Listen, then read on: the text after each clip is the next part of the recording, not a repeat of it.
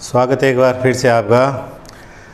हम NCERT biology कक्षा 12 के दूसरे अध्याय में पहुंच चुके हैं।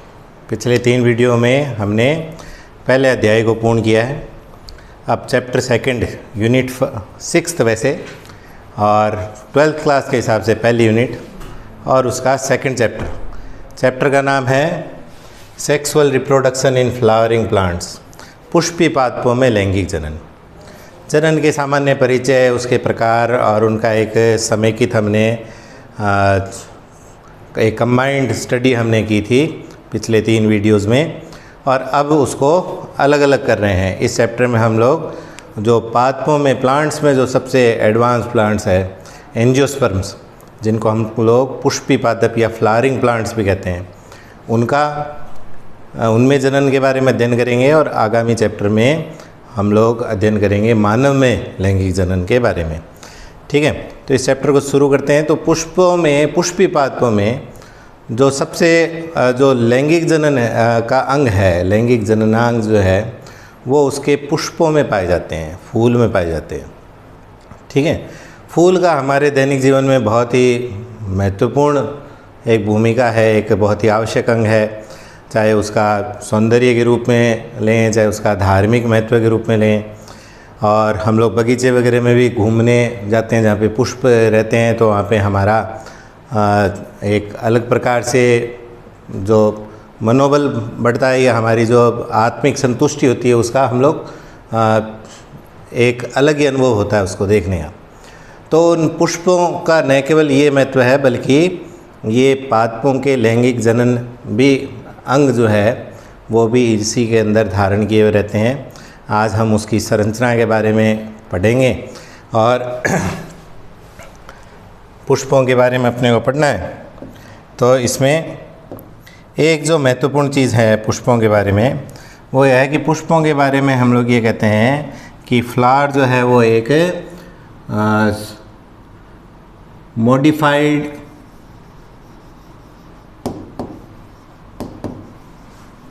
कंडेंस्ड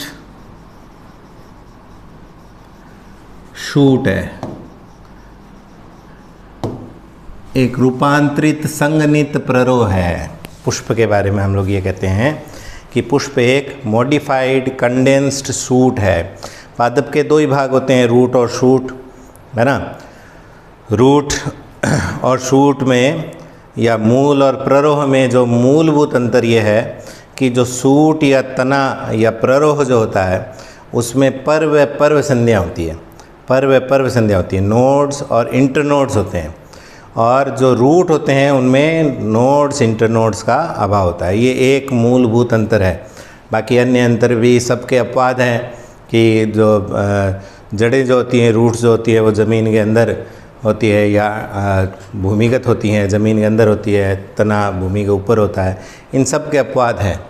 लेकिन ये जो बेसिक जो डिफरेंस है, यदि हम लोग एक अंतर सिंगल डिफरेंस करना चाहें कि रूट और शूट में क्या अंतर है, तो वो यही है कि रूट में नोड्स इंटरनोड्स नहीं पाए जाते हैं और जो शूट या जो स्टेम वाला जो पोर्शन है उसमें नोड्स और इंटरनोड्स होते हैं। नोड्स इंटरनोड्स आपको पता ही है। एक सबसे अच्छा तो इसको गन्ने में, बांस में हम लोग देख सकते हैं, बीच बीच में जो गांठें जैसी संरचना दिखाई देती हैं उनको बोलते हैं नोड्स, और दोनों गांठों के बीच का जो भाग है उसके लिए नाम आता है इंटरनोड। ठीक है, नोड को हिंदी में हम लोग बोलते हैं पर्व संधि, और आपकी एनसीईआरटी की किताब में इसके लिए शब्द दिया गया है गांठ ही शब्द दिया गया इसे। और इंटरनोड के लिए हिंदी में नाम है पर्व, हिंदी में पर्व नाम है। एनसीईआरटी पुस्तक में कई बार इनको पोरियां भी कहा है, पोरियां हिंदी में। ठीक है, लेकिन अपने नाम नोड इंटरनोड ये याद रखना। जो गांठें जो हैं उनको नोड्स कहते हैं और 2 के बीच का भाग, 2 नोड्स के बीच का भाग इंटरनोड होता है। और जितनी भी आपको पता है 11th में आपने ये मॉर्फोलॉजी पढ़ी अपने प्लांट्स की, तो उसमें आपने अध्ययन किया है कि जहाँ जहाँ नोड्स होते हैं वहीं से शाखाएं लगती हैं, वहीं से पत्तियां लगेगी, वहीं पर पुष्प लगेंगे, नोड्स पर ही लगेंगे। ठीक है, तो अपना जो फ्लावर जो है, पुष्प जो है, वो स्वयं एक प्ररोह है, लेकिन वो रूपांतरित हो गया है। प्ररोह है तो तना है, स्टेम है, तो उसमें पत्तियां लगती है, लेकिन उसके पत्तियां जो है, लीव्स जो है, उनका रूप रंग चेंज हो गया है, इसलिए मॉडिफाइड हो गया वो। उसमें भी पत्तियां लगी है, लेकिन उसके रूप रंग आकृति चेंज हो गई है, अलग डिज़ाइन की, अलग रंगों की हो गई है, इसलिए मॉडिफाइड। और उनकी ये जो पर्व संध्या है, यानी इंटरनोड जो है वो छोटे हो गए, नोड्स पास पास आ गए, नोड्स पास पास आ गए, यहाँ से पत्ती, यहाँ से पत्ती, तो ये नोड्स क्या हो गया, छोटे हो गए, इंटरनोड छोटा हो गया, नोड्स पास पास आ गए, तो ये हो गया कंडेंस्ड। ठीक है, संघनित रूपांतरित प्ररोह है। अब एक पुष्प, प्रारूपिक पुष्प या फ्लावर की स्ट्रक्चर का हम लोग अध्ययन करेंगे। तो एक टिपिकल फ्लावर का आपके सम्मुख चित्र है। तो हम लोग ये जानते हैं कि पुष्प भी किसी प्ररोह की, किसी शूट की नोड से लगेगा। ठीक है, और जहाँ से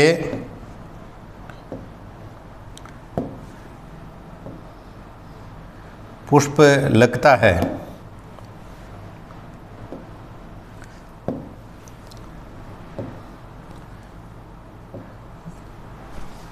ठीक है, ये मान लेते हैं एक फ्लावर है ऐसे।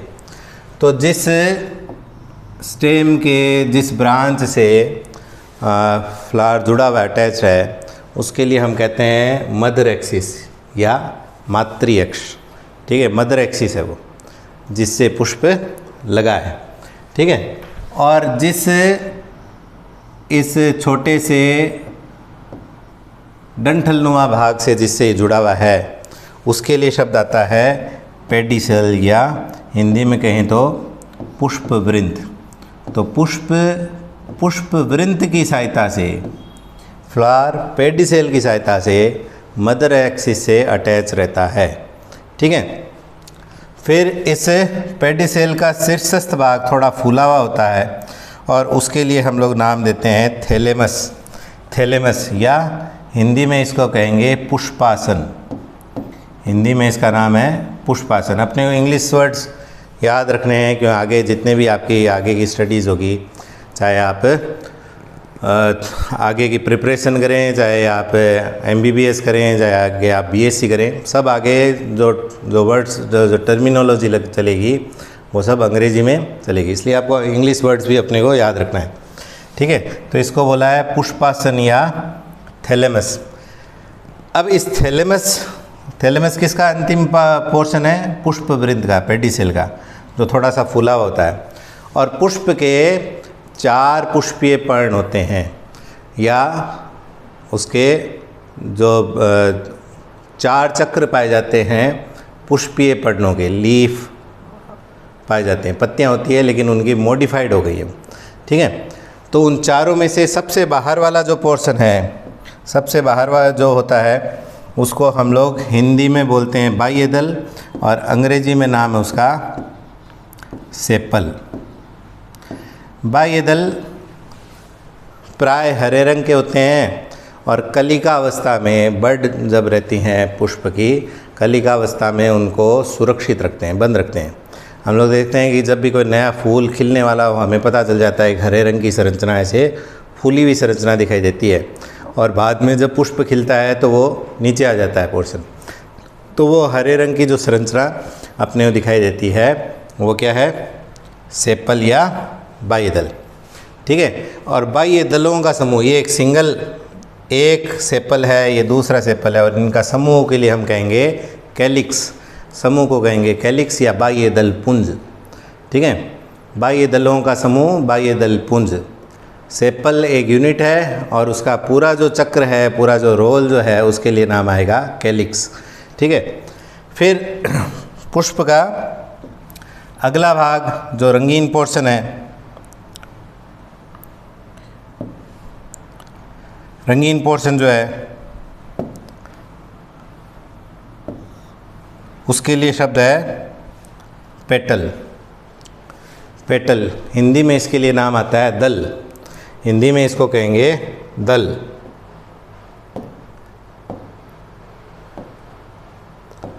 और एनसीईआरटी में इसके लिए नाम आता है पंखुड़ी। एनसीईआरटी में इसको कहते हैं पंखुड़ी। ये हरे रंग के अलावा अन्य किसी रंग का, सफ़ेद भी हो सकता है, लाल जैसे इसमें अपने लाल रंग का दिखाई दे रहा है, किसी में पीले रंग का, किसी में नीले रंग का, ये रंगीन पोर्शन है। और ये एक प्रकार से कीटों को, इंसेक्ट्स को, दूसरे जानवरों को एक अपनी तरफ आकर्षित करते हैं ताकि पॉलिनेशन की क्रिया संपन्न हो, परागण की क्रिया संपन्न करवाने के लिए। ठीक है, इसका कार्य था रक्षा करना और इसका काम था पुष्प की को कीटों से, अन्य जानवरों को अपनी तरफ अट्रैक्ट करना। ठीक है, फिर पुष्प के लैंगिक जनन अंगों की तरफ हम लोग चलते हैं कि पुष्प का जो नर जननांग है, फिर मेल रिप्रोडक्टिव ऑर्गन है, उसको अंग्रेजी में बोलते हैं स्टामेन, हिंदी में बोलते हैं पुंकेसर। एक यूनिट को हिंदी में इसको बोलते हैं पुंकेसर, एक को। और इसका जो पूरा समूह है, ये 1 2 3 4 5 6 जैसे इस डायग्राम में दिख रहा है, इन सभी को एक साथ पे हिंदी में बोलेंगे पुमंग। अंग्रेजी में इसके लिए नाम आ जाता है एंड्रोसियम। अंग्रेजी में बोल देते हैं एंड्रोसियम, हिंदी में नाम आ जाता है पुमंग। पुमंग की इकाई पुंकेसर। ठीक है, पुंकेसर को बोलते हैं स्टामेन। इसके 2 पार्ट है, एक लंबा डंठलनुमा भाग, स्टाक लाइक स्ट्रक्चर जो है, जो पुष्पासन से या दल से जुड़ा हुआ रहता है, उसके लिए नाम आया फिलामेंट, हिंदी में कहते हैं तंतु। और इसका जो शीर्ष भाग है, वो फूला हुआ जो स्ट्रक्चर है, फूला हुआ जो भाग है, उसके लिए नाम आता है एंथर। हिंदी में इसको बोलते हैं परागकोश। परागकोश बोलते हैं हिंदी में, परागकोश। परागकोश के अंदर या एंथर के अंदर माइक्रोस्पोरेंजिया पाई जाएंगी। माइक्रोस्पोरेंजिया हिंदी में लघु बीजाणु धानियाँ पाई जाएंगी। और उन लघु बीजाणु धानियों के अंदर पोलेन ग्रेन पाए जाएंगे, यानी परागकण पाए जाएंगे। तो इसके अंदर परागकण पाए जाएंगे, पोलेन ग्रेन। और पोलेन ग्रेन के अंदर मेल गेमिट्स बनेंगे, नर युग्मक बनेंगे। ठीक है, तो ये नर जननांग हुआ। नर जननांग का शीर्षस्थ भाग एंथर या परागकोश। परागकोश के अंदर माइक्रोस्पोरेंजियम, एक वचन में, बहुवचन में माइक्रोस्पोरेंजिया, लघु बीजाणु धानियाँ। लघु बीजाणु धानियों के अंदर परागकण या लघु बीजाणु, माइक्रोस्पोर्स या पोलेन ग्रेन्स उनका पर्यायवाची है, सिनोनिम्स है एक दूसरे के। और उन पोलेन ग्रेन्स के अंदर मेल गेमिट्स होंगे।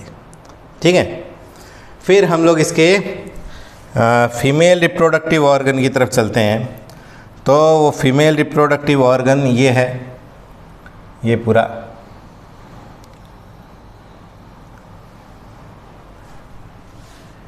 इसकी एक सिंगल यूनिट के लिए अंग्रेजी में नाम है पिस्टिल या कार्पल। दोनों ही जो वर्ड है इसके लिए प्रचलित है। ठीक है, पिस्टिल या कार्पल। हिंदी में कहते हैं स्त्री केसर या अंडप। स्त्री केसर या अंडप। ठीक है, इसके 3 पोर्शन हैं। ऊपर वाला भाग इसको बोलते हैं स्टिग्मा, हिंदी में बोलते हैं वर्तिकाग्र।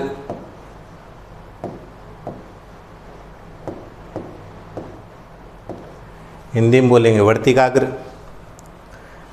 बीच वाला लंबा पतला नेक लाइक स्ट्रक्चर या गर्दननुमा भाग वर्तिका, अंग्रेजी में इसको कहेंगे स्टाइल। और नीचे वाला फूला हुआ भाग जो पोर्शन है, उसके लिए नाम आएगा अंडाशय या ओवेरी। अंडाशय या ओवेरी। तो stigma, style, ovary. Stigma, style, ovary, ये इसके 3 पोर्शन हैं। ठीक है,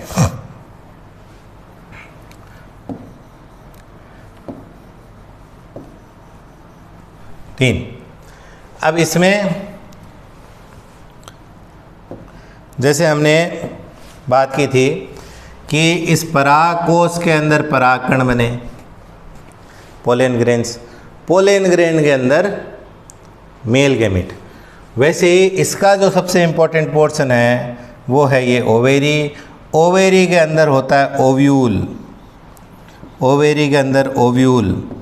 जैसे इसके अंदर था माइक्रोस्पोरेंजिया, वैसे ही इस ओव्यूल का दूसरा नाम है मेगास्पोरेंजियम, एक वचन में, सिंगुलर फॉर्म में, और प्लूरल में हम कहें तो मेगास्पोरेंजिया। ठीक है, तो मेगास्पोरेंजियम या ओव्यूल। फिर वहाँ पे जो माइक्रोस्पोरेंजियम थे उसके अंदर माइक्रोस्पोर्स या पोलन ग्रेन्स थे, और पोलन ग्रेन्स के अंदर था मेल गैमेट्स। वैसे इस ओव्यूल के अंदर फीमेल गैमेट मिलेंगे। ओव्यूल के अंदर क्या मिलेंगे? Female gametes. ठीक है, अब यहाँ पे जो पोलन ग्रेन है उसके अंदर है मेल गैमेट। वो पोलन ग्रेन यहाँ पे आएंगे स्टिग्मा पर, उसी फ्लावर पर आ सकते हैं, दूसरे प्लांट के फ्लावर पर जा सकते हैं। उसके बेस पर हम लोग आगे पोलिनेशन का जब हम लोग टॉपिक पढ़ेंगे तब देखेंगे। इस प्रोसेस को बोलेंगे पोलिनेशन या परागण।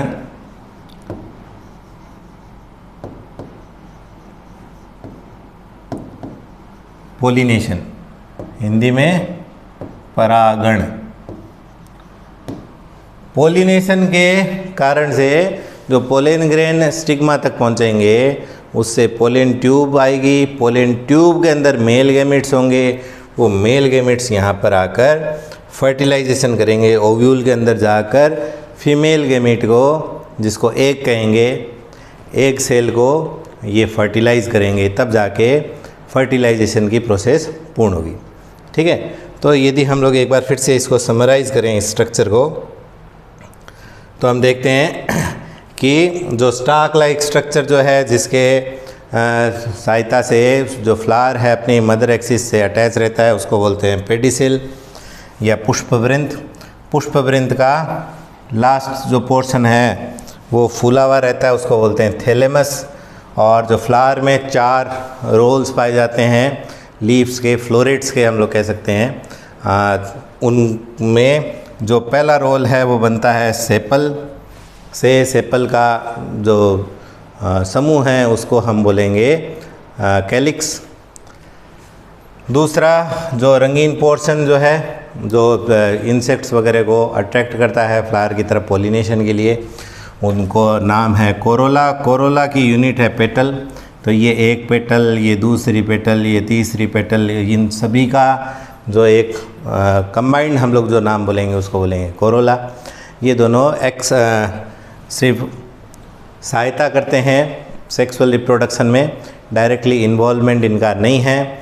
ठीक है, इसलिए इनको केवल सहायक चक्र भी बोलते हैं, एक्सेसरी रोल्स भी इनको कह सकते हैं।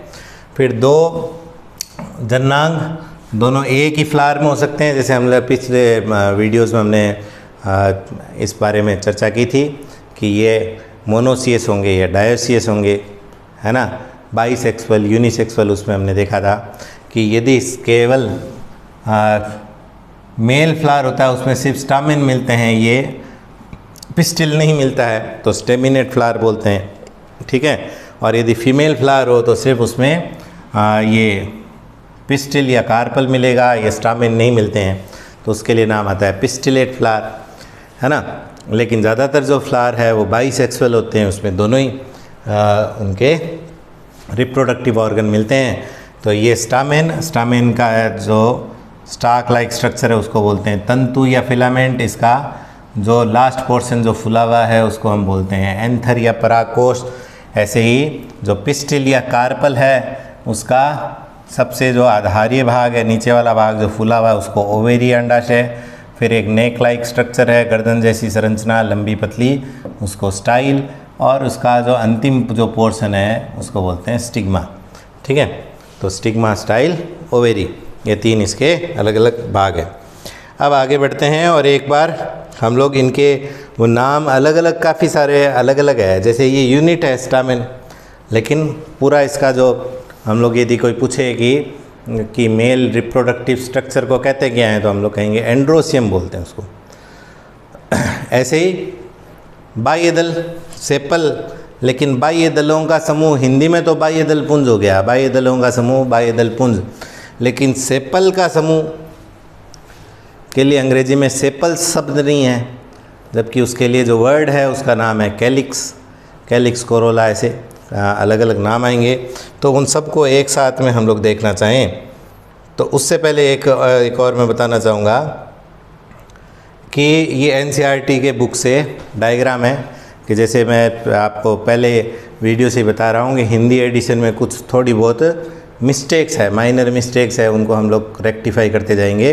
तो ये हिंदी एडिशन का डायग्राम और ये इंग्लिश एडिशन का डायग्राम, अब दोनों में डिफरेंस यदि आपको ध्यान से देखोगे तो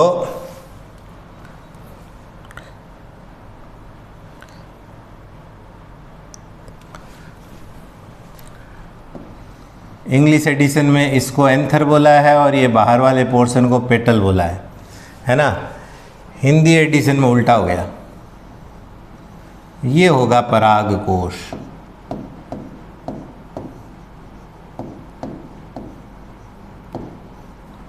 और ये होगा पंखुड़ी।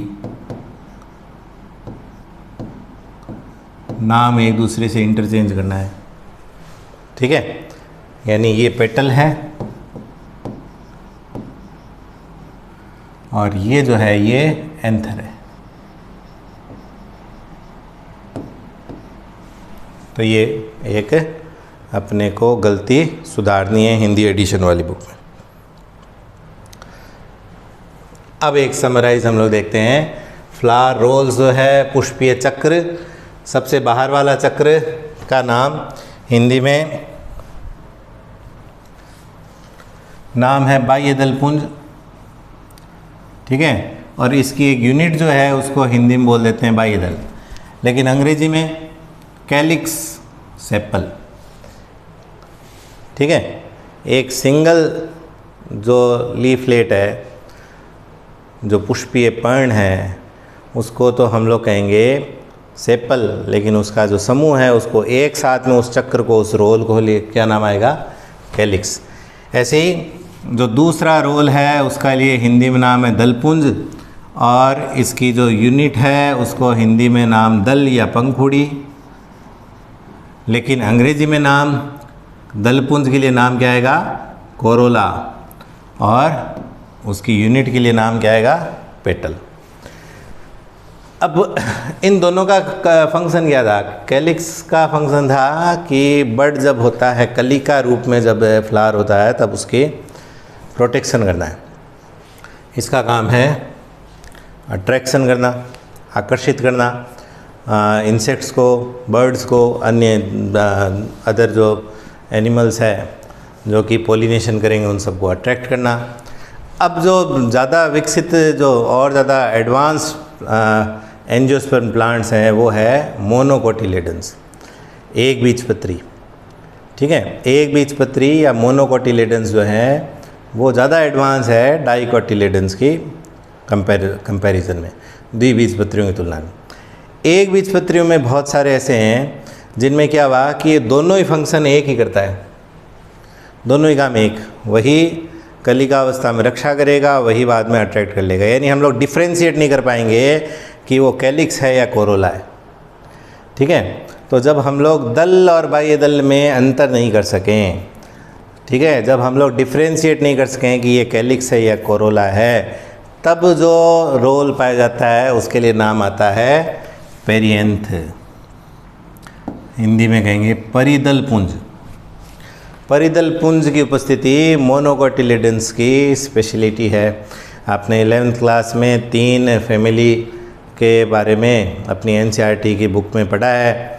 एक सोलेनेसी, ठीक है, एक आपने पढ़ा लिलिएसी, और एक और आपने पढ़ा फेबेसी। तो फेबेसी और सोलेनेसी ये दोनों तो डाइकोटिलेडन्स थे, लेकिन जो लिलिएसी आपने पढ़ा वो मोनोकोटिलेडन्स था। तो आपको याद होगा कि उसमें जो फ्लावर फार्मूला आपने देखा, याद किया होगा, उसमें पी आया था, पी, है ना, P फॉर पेरियंथ। और बाकी में C, पहले K कैलिक्स का, C कोरोला का, फिर A एंड्रोसियम का, G गाइनोसियम का, है ना। तो वो पेरियंथ, वहाँ पे पेरियंथ की यूनिट टेपल कहलाएगी, ना सेपल ना पेटल, वो क्या हो गया, टेपल। दोनों को मिक्स करके नाम बना दिया टेपल, हिंदी में कह दिया परिदल। ठीक है, ये तो इन दोनों में से एक होगा तब नाम आएगा। फिर जो उनके नर जन्नांग मेल रिप्रोडक्टिव रोल जो है उसके लिए नाम एंड्रोसियम या पुमंग। तभी जो फ्लावर फार्मूला आप लोगों ने 11th क्लास में सीखा है उसमें A नाम आता है ना। इसकी एक सिंगल यूनिट का नाम स्टामेन, हिंदी में पुंकेसर। इसका एक नाम और है माइक्रोस्पोरोफिल, ये भी ध्यान रखना है, माइक्रोस्पोरोफिल। और माइक्रोस्पोरोफिल जब हम लोग बोलें तो हिंदी में उसके लिए नाम क्या आएगा, लघु बीजाणु पर्ण, लघु बीजाणु पर्ण या माइक्रोस्पोरोफिल।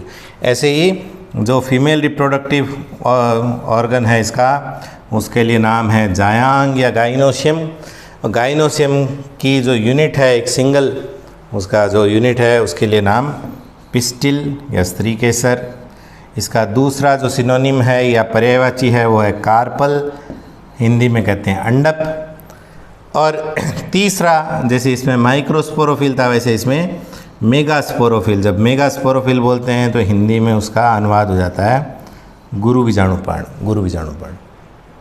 ठीक है, तो इस प्रकार से इनके सभी आपको इंग्लिश के वर्ड्स निश्चित रूप से याद रखना है। ठीक है, क्यों आगे की बुक्स में और नीट में जो पेपर जो आता है उसका इंग्लिश में पेपर बनता है, फिर उसका हिंदी में ट्रांसलेशन होता है। तो कई बार ट्रांसलेशन में कुछ ऐसा शब्द आ जाता है जिसको थोड़ा सा कन्फ्यूज़न क्रिएट कर देता है वो। इसलिए अपने को एकदम सही यदि शब्द जिसमें बिना कोई डाउट हो अपने, तो वो अपने अंग्रेजी शब्द ज़रूर याद रखने हैं। ठीक है, तो आपका बहुत बहुत आभार। अभी मैंने कहा था जैसे कि ये एक छोटा वीडियो है, कल हम लोग इसका ये जो पोर्शन है ये पूरा पढ़ करेंगे।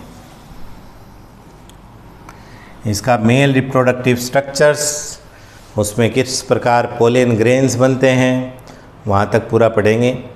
माइक्रोस्पोरेंजियम की स्ट्रक्चर कैसे होती है, उसके अंदर माइक्रोस्पोरोजेनेसिस कैसे होता है, फिर जो माइक्रोस्पोर्स बनते हैं, पोलेन ग्रेन्स जो होते हैं उनकी स्ट्रक्चर कैसी होती है, फिर एक पोलेन ग्रेन्स में दो मेल गैमेट्स वगैरह कैसे बनेंगे, उस पर हम लोग डिस्कशन करेंगे। धन्यवाद।